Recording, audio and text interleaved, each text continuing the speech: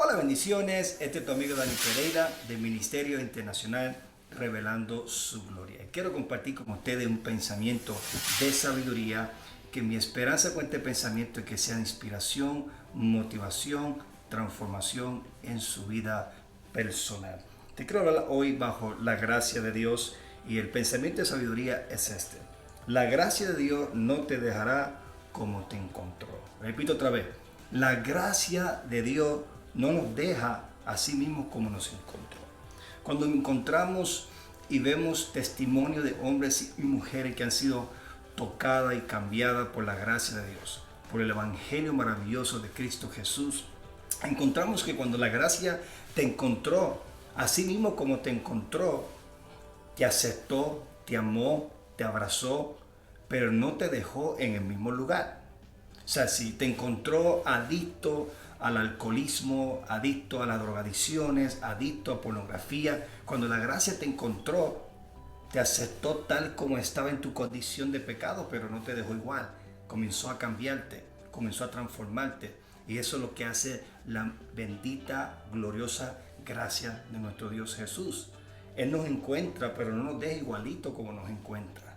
Él comienza una obra transformadora, santificadora, de perfección en nuestras vidas.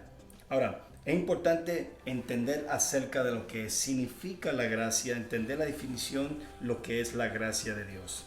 La definición de gracia es el favor inmerecido de Dios. Es el favor de Dios que tú y yo recibimos, lo bueno de Dios, las cosas lindas de parte de Dios que nosotros no merecemos. Ahora, es importante también para entender otra cosa acerca de el contraste entre la ley y la gracia. Juan 1:17 dice la palabra, dice: pues la ley por medio de Moisés fue dada, pero la gracia y la verdad vinieron por medio de Jesucristo. Es lindo, hermoso entender esto, que cuando Dios iba a establecer la ley con Israel, el pacto de ley, envió un siervo llamado Moisés, un hombre, un ser humano imperfecto. Pero cuando iba a establecer el pacto de la gracia, no solo con Israel, sino también con los gentiles, Él envió a su Hijo, que está lleno de gracia y de verdad. Otra cosa que podemos ver en este versículo es que la verdad está al lado de la gracia y no al lado de la ley. La ley es buena, pero la gracia es mejor. La ley demanda justicia, demanda de nosotros obediencia, pero no mueve un dedo para ayudarnos. Pero la gracia suple. La gracia suple justificación. La gracia suple perdón, salvación, empoderamiento, inspiración, transformación, redención. Todo eso hace la gracia. Si queremos entender la naturaleza de la gracia y la naturaleza de la ley, es que la naturaleza de la ley es demanda, pero la naturaleza de la gracia es suplir. Como dice el apóstol Pablo, que Dios nos suple todas nuestras necesidades conforme a sus riquezas en gloria, y que todo lo puedo en Cristo que me fortalece. Encontramos que siempre la gracia de Jesucristo está supliendo lo que tú y yo necesitamos para poder vivir nuestra vida de propósito, cumplir el mandato que Dios nos ha dado de llevar la gran comisión, amar a Dios y amar a otros. No podemos hacerlo en nuestra fuerza y habilidad. Necesitamos experimentar la gracia de Dios para que podamos recibir lo que la gracia suple para poder llevar a cabo nuestra asignación aquí en la tierra. La ley es buena, pero la gracia es mejor. La ley demanda, pero la gracia suple. Escucha esto: la ley condena, pero la gracia justifica. Y encontramos eso en las Escrituras, donde el apóstol Pablo está hablando en Corintios acerca de la gloria de la ley y la gloria del nuevo pacto, que es la gracia. Y dice que la ley condenaba la ley. La ley es buena, como le dije ya. La ley vino de Dios, pero la ley tenía un propósito, y era para dar conocimiento al pecado y condenar. Ese fue el propósito de la ley. Pero la gracia vino para justificarnos, para perdonarnos, para darle una posición correcta delante de un Dios que es santo, de un Dios que es justo, para un Dios que es amor y gracia. Aleluya. Y eso es la diferencia entre la ley y la gracia. Ahora, vamos a ver lo que es la gracia en una manera más profunda, porque la gracia es mucho más, es mucho más que la gracia, es más que una teología, es el nuevo pacto. Es importante entender este fundamento como cristiano, como seguidor de Cristo. ¿Por qué? Porque si no entendemos que la gracia es más que una teología, si se puede enseñar como una teología, es parte de nuestra teología cristiana, la gracia, pero es más que una teología, es el nuevo pacto.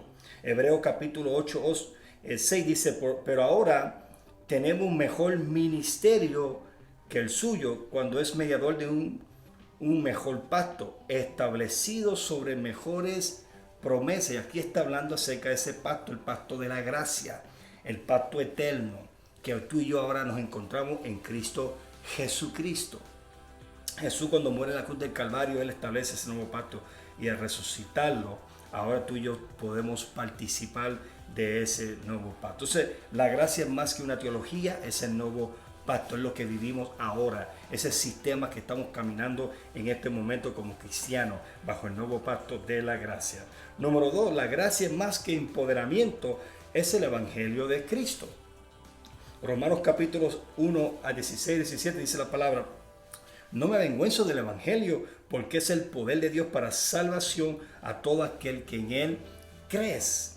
Romanos 1 a 16, 17 encontramos cómo este evangelio glorioso de la gracia nos transforma, nos cambia. Es el mismo poder de Dios para salvación a nuestra vida. Y encontramos que ahora que la gracia es más que empoderamiento, sí, somos empoderados como experimentamos la gracia de Dios. Porque cuando la gracia te encuentra, no te deja igual, porque hay empoderamiento para poder vencer el pecado, vencer malos hábitos, para poder experimentar sanidad interior, para experimentar libertad en nuestra vida, en nuestra casa, en nuestro matrimonio, en nuestra familia, experimentar cambio en nuestras finanzas, en nuestro ministerio.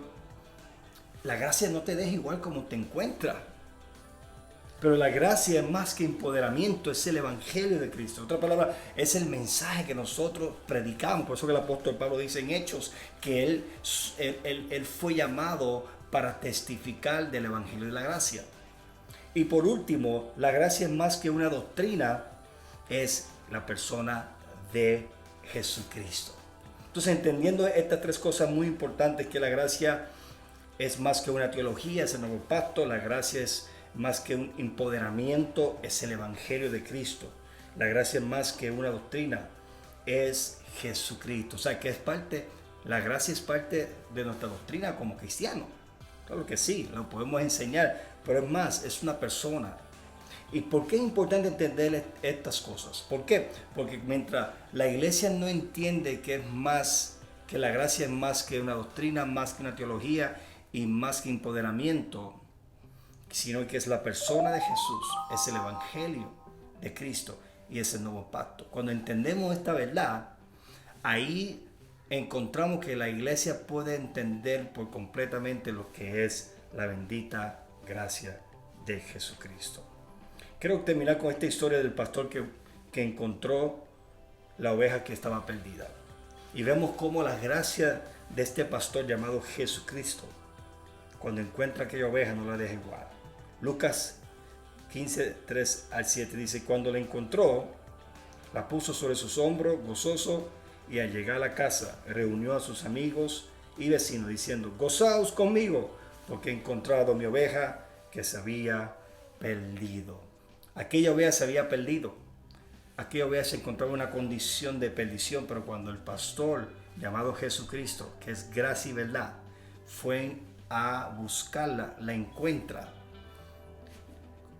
No la dejó igual como la encontró. La puso sobre sus hombros, con gozo la llevó a su casa a redil y la restauró. La sanó. Si había heridas, si la oveja tenía heridas, el buen pastor la restauró, la sanó. Y eso es lo mismo que el Señor Jesús ha hecho con su gracia con cada uno de nosotros. Él no nos deja igual. Su gracia no nos deja igual como nos encontró. Bendiciones.